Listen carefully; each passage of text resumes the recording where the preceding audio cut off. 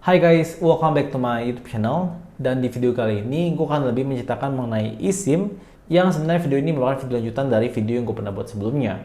Dimana di video tersebut gue udah menjelaskan apa itu eSIM, dan kebetulan waktu itu handphone gue adalah iPhone, dan gimana cara setupnya itu udah detail banget dijelaskan di video tersebut. Tapi di video ini gue akan lebih menjelaskan gimana sih pengalaman gue pada saat melakukan penukaran dari handphone 1 ke handphone 2 dan bagaimana proses kartu eSIM tersebut dapat pindah. Kan itu embedded SIM ya. Oke, dan pastinya gue juga melihat adanya antusias dari teman-teman mengenai eSIM yang sudah masuk ke Indonesia ini. Oleh karena itu, gue akan coba menjawab beberapa pertanyaan dari teman-teman, so stay tune terus.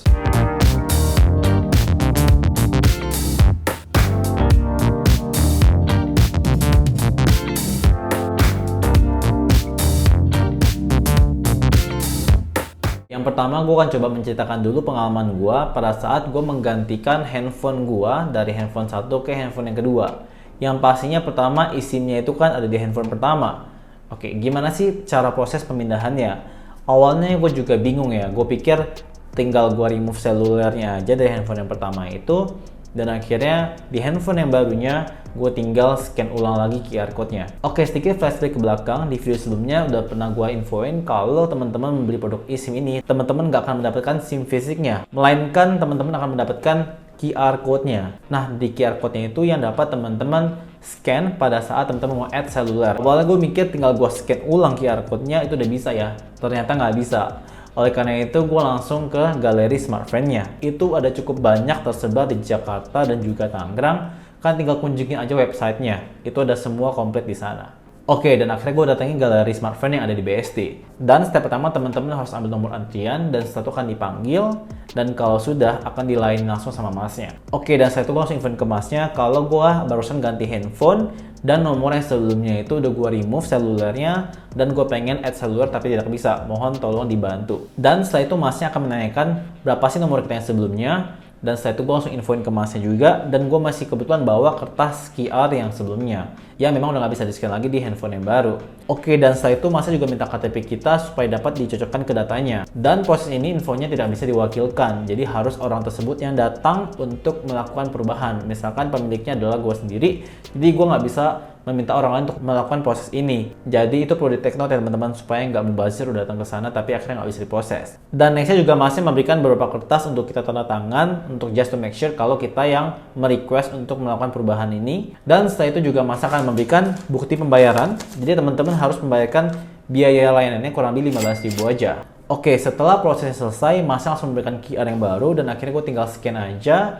Dan udah selesai, sesimpel itu. Oke, dan nextnya gue juga akan coba menjawab beberapa pertanyaan teman-teman dan semoga dapat bantu ya.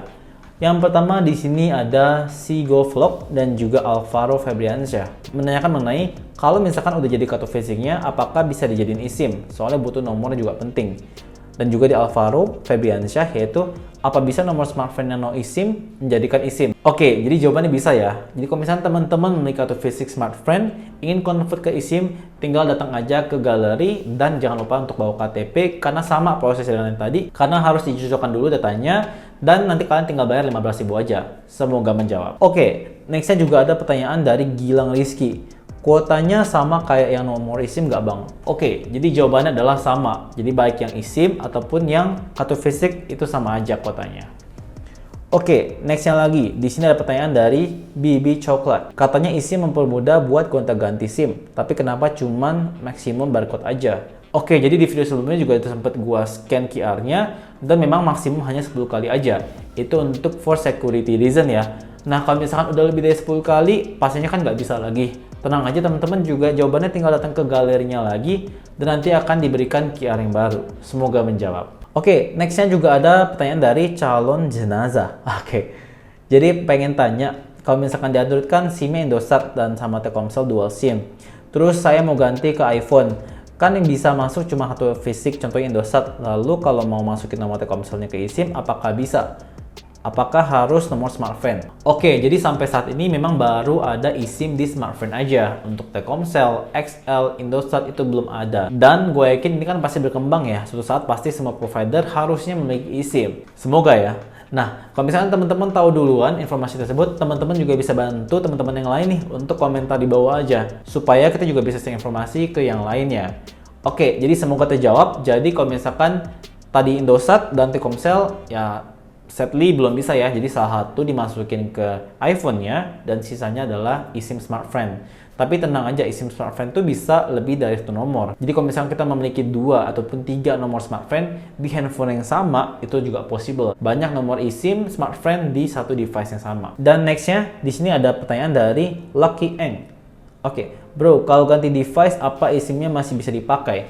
Oke, untuk pertanyaan tersebut sebenarnya sudah terjawab di awal-awal ya. Kalau misalkan pasti bisa, kalau misalkan kita pengen ganti device-nya, ataupun kalian juga hilang device-nya, itu juga harusnya possible untuk dibantu, karena nanti tinggal dicocokkan data dan akan diberikan QR yang baru, sehingga nanti ketika kalian ganti device, kalian tinggal scan aja dan pastinya udah langsung bisa connect ke handphone yang baru kalian itu. Oke, semoga menjawab. Dan nextnya di sini ada Ginanjar Rahmawan. Kalau eSIM di set jadi secondary, apakah bisa ditelepon nomor eSIM-nya?